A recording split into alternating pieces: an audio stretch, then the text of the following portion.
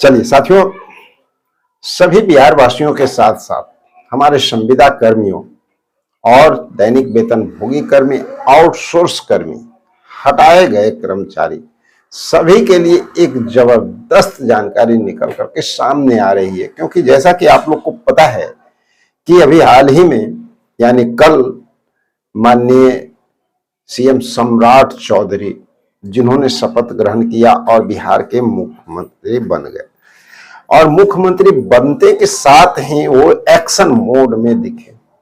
पता है आपको, वो तुरंत शपथ ग्रहण लेने के बाद सचिवालय गए, कैबिनेट की अहम बैठक बुलाई। चूंकि आप लोग अभी जान रहे हैं मंत्रिमंडल का विस्तार नहीं हुआ है, मात्र 3 मंत्री ही शपथ लिए हैं। एक सीएम के तौर पे सम्राट चौधरी जी, दूसरा उप मुख्यमंत्री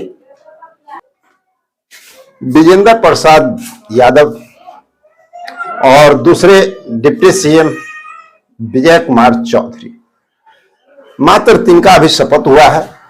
कैबिनेट मंत्रिमंडल का विस्तार अभी बच रहा है, लेकिन इसके बावजूद कैबिनेट की बैठक यानी कैबिनेट की समीक्षा बैठक जो हुई वो क्या था?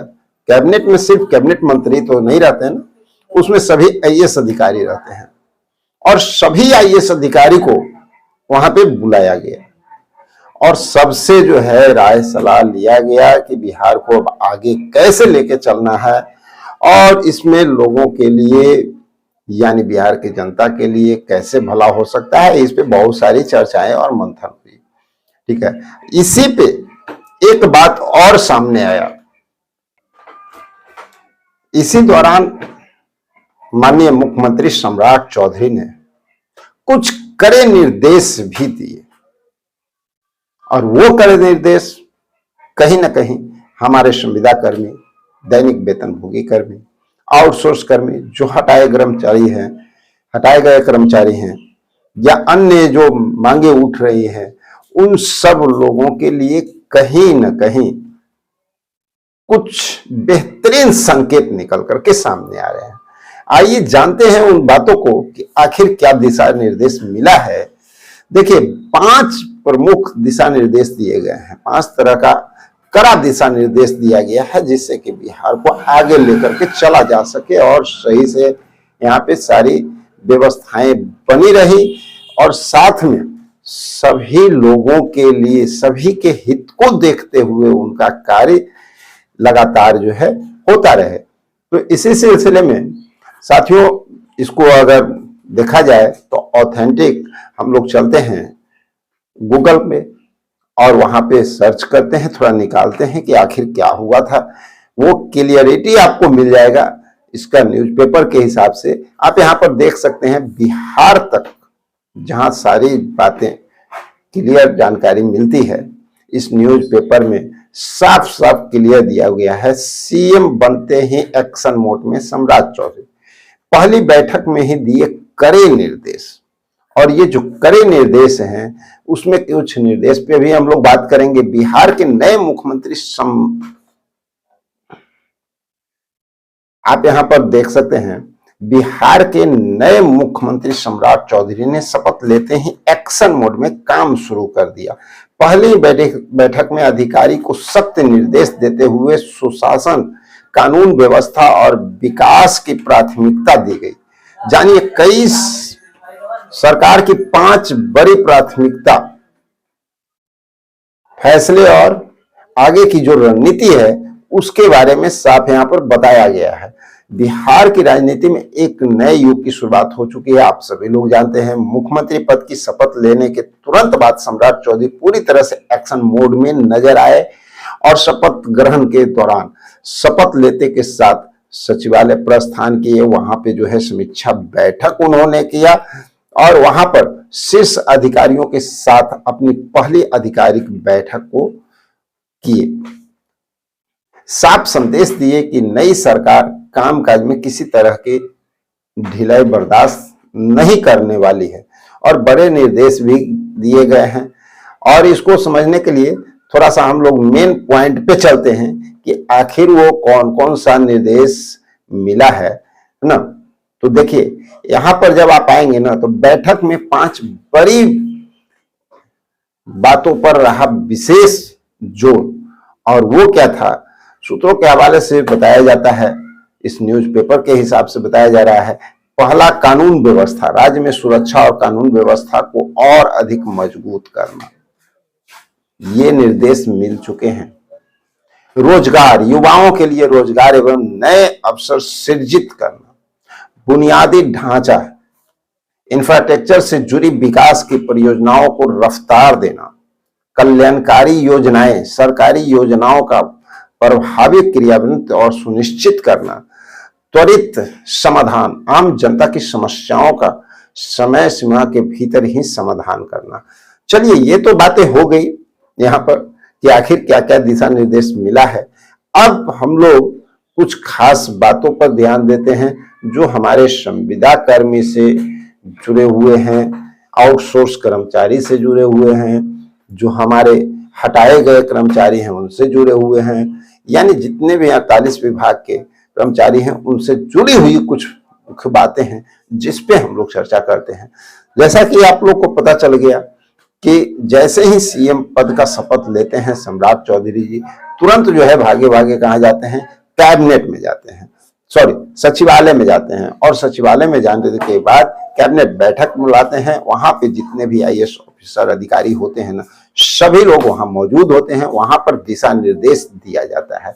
उस दिशा निर्देश में आप जो अभी देख रहे थे 5 प्रकार का दिशा निर्देश, उसमें एक दिशा निर्देश वो क्या था, उसमें देखिए, अधिकारियों को चलेगा कानून और विकास का राज ही। अब साफ साफ कानून के प्रति तो निर्देश मिल गया कि भाई कानून व्यवस्था बनाए रखना है।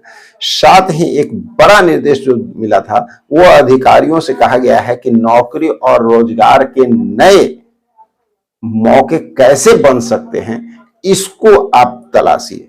और इस बात को आप भी जानते हैं और हम भी जानते हैं, सभी लोगों को पता है, बिहार वासियों को, कि सरकार नौकरी और रोजगार पैदा करने के लिए खुद दिमाग नहीं लगाती है भैया। जितने बड़े बड़े आईएएस ऑफिसर जो बैठे हुए होते हैं ना, उनका काम होता है कि कहाँ पर कैसे क्या काम होगा और कैसे जो है रोजगार बढ़ेगा, कैसे लोगों को नौकरी मिलेगी।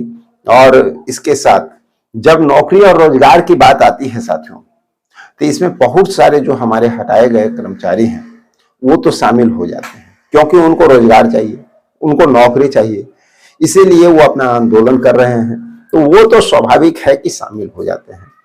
तो और साथ में अब रह गई बात संविदा कर्मी, दैनिक वेतनभोगी कर्मी, तो सभी लोग जो कार्य कर रहे हैं ना, इन सब लोगों का जो मांग है वो यहां से एक चीज तो हो जाता है कि बिहार सरकार के द्वारा एक संकेत सरकार बनते ही ये दे दिया गया है कि रोजगार के प्रति हम सजग हैं, कर्मचारियों के प्रति हम सजग हैं। हम जो है आने वाले वक्त में आप लोगों के लिए बेहतरीन काम करेंगे। चूंकि अभी कैबिनेट का विस्तार हुआ नहीं है, कैबिनेट मंत्रिमंडल का विस्तार नहीं हुआ है, तो ये स्वाभाविक प्रक्रिया है कि जब कैबिनेट मंत्रिमंडल का विस्तार नहीं हुआ है तो अभी कैबिनेट की बैठक भी नहीं होगी। लेकिन समीक्षा बैठक सबसे महत्वपूर्ण जो होता है अब किसी भी राज्य के लिए, वो होता है समीक्षा बैठक। और संविदा कर्मी हो, हमारे आशा कार्यकर्ता हो, दैनिक वेतनभोगी कर्मी हो, परिचारी हो, रसोईया हो, वार्ड सचिव हो, आपको ग्राम कचहरी सचिव हैं, ग्राम रक्षा दल हैं, चौकीदार हैं, परिचारी हैं, ऐसे जितने भी हमारे कर्मचारी हैं, चाहे एएनएम है, सभी को पता होना चाहिए कि सबसे प्रमुख बात, जब समीक्षा बैठक के दौरान ही हर चीज को तय किया जाता है और उसके बाद ही उम्मीद लगाया जाता है। और जब समीक्षा बैठक होनी शुरू हो गई है तो तय मान लीजिए कि कर्मचारियों के प्रति कहीं ना कहीं सरकार जो है कि मनसा साफ नजर आ रही है। और आप लोग जो लगातार प्रयास कर रहे हैं, जो लगातार आप लोग मांग कर रहे हैं, अपनी आवाज उठा रहे हैं, इसमें एक और अच्छी बात ये निकल के आती है कि आप लोग अपनी आवाज जो है सही ढंग से उठाते रहें और सरकार तक अपनी आवाज लगातार पहुंचाते रहें। क्योंकि इस बात को जान लीजिए कि बिहार में अब जो है समीक्षा बैठक जब सरकार बनते के साथ शुरू हो गई है, तो तय मान लीजिए कि आपकी आवाज अगर सरकार तक पहुंचती है तो आपके कार्यों को होने से कोई नहीं रोक सकता है। ऐसे भी ऑलरेडी हम सभी लोग जानते हैं, चाहे वो संख्याकी स्वयंसेवक हों, जिनके बारे में कुछ दिनों से लगातार जो है न्यूज निकल करके आ रहा था कि आप लोगों का काम वहां पे जो है हो रहा है। और डिप्टी सीएम जो अभी वर्तमान में है, वो पहले जो है ऑलरेडी वित्त विभाग में थे, उन्होंने कह दिया था कि भाई सरकार में जो है हलचल चल रही है और आप लोगों के लिए बहुत जल्द काम हो सकता है, तो आप तो निश्चिंत हो जाए। इसके साथ साथ जिस तरह से हम लोग लगातार देखते आ रहे हैं कि जितने भी हमारे संविदा कर्मी हैं उनके लिए आवाजें उठ रही है, सड़क से लेकर के सदन तक बातें चल रही है, तो इस दौरान आप सब लोगों की भी उम्मीद बनी हुई है। अब ये देखना बहुत दिलचस्प होगा कि सरकार जो है अब अगला कदम, अगला स्टेप क्या उठाती है। उससे ही आपको और हमें ये पता चल पाएगा कि आने वाले वक्त में किस तरह से हम लोगों का कार्य सफलतापूर्वक हो सकता है।